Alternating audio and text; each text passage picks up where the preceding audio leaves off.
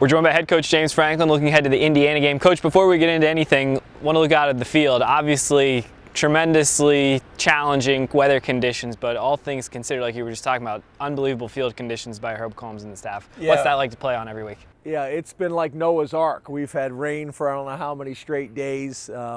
We talked about having 5 straight home games, and that was going to be a challenge. Well, 5 straight home games where most of them have been in the rain.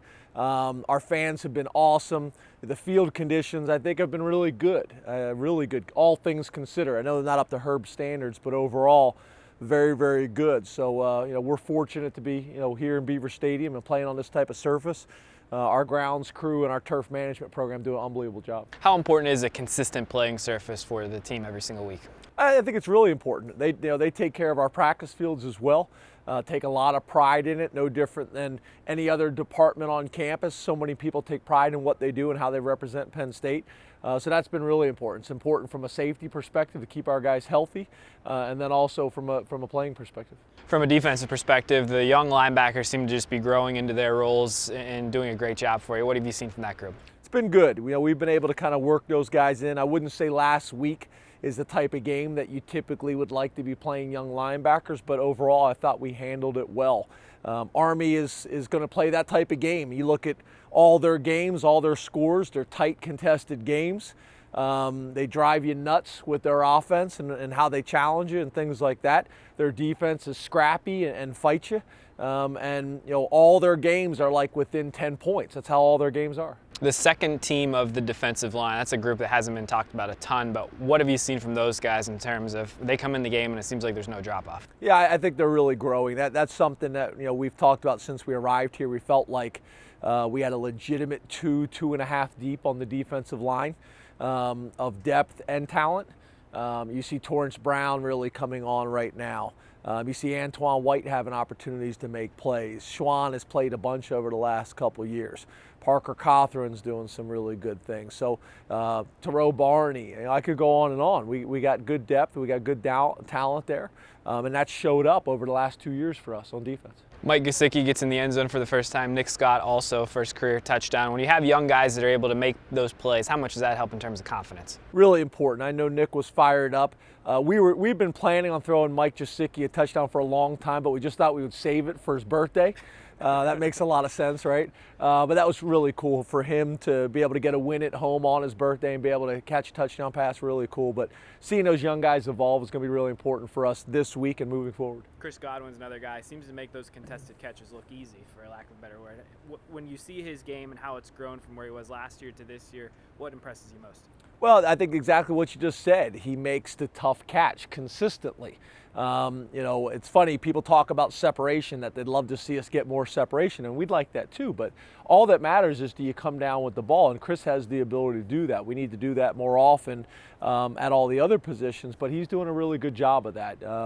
He's a smart guy, he's a dependable guy. That catch was impressive. You get a chance to go back and watch it. I mean, talk about fingertips with a guy hanging on you at a critical point in the game when we needed a big play. Indiana comes into Beaver Stadium on Saturday, 4-1 to start the year after a close game against Ohio State. What stands out about their defense first?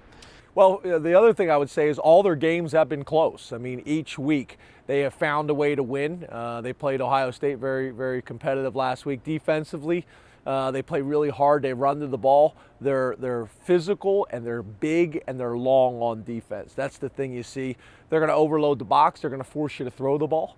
This will be a game where Christian is going to be challenged, to make some big throws, which we know he's able to do, and he's up for the opportunity. So it should be really exciting. But that's who they are. They're big, they're long, they're physical, they're mature. I hear their coach talking all the time that since he's been there, this is the first year where on both fronts, O-line and D-line, they think they got legitimate depth and talent. On offense, you look at Nate Sudfeld, a guy who was a little dinged up last week, but right up there at the top of the Big Ten in terms of passing. What does he do well? Playing extremely well. They're protecting him well. I think they've only given up 3 sacks this year. Those sacks, to me, are tied hand in hand with turnovers. Turnovers a lot of times come with pressure. And they've only given up 3 sacks all year long, so that's been big. Obviously, the transfer running back's been big for them as well. So you see a veteran guy. He's an older quarterback, has been in the system now for a couple of years, very confident, and is playing at a high level. Your keys to the game, what are they? Well, I think one of the big things is what we just talked about. Being able to get sacks on their quarterback and pressure their quarterback is going to be really important.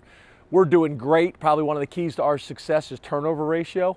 They're slightly ahead of us in turnover ratio. They're getting a bunch of turnovers and they haven't turned the ball over themselves. That's going to be really, really important. It's probably been our secret to success the last 4 weeks in a row. Those things are going to be important. And then we're going to have to be able to make some plays in the passing game vertically down the field. Those things are going to be really, really important. And then on special teams, getting back to punting and kicking more consistently. Finally, no bigger family reunion than homecoming. You have a lot of people coming to town this weekend. How exciting is it to have so many alums, thousands of alums coming back to State College? It's great. We, again, talk about family reunions.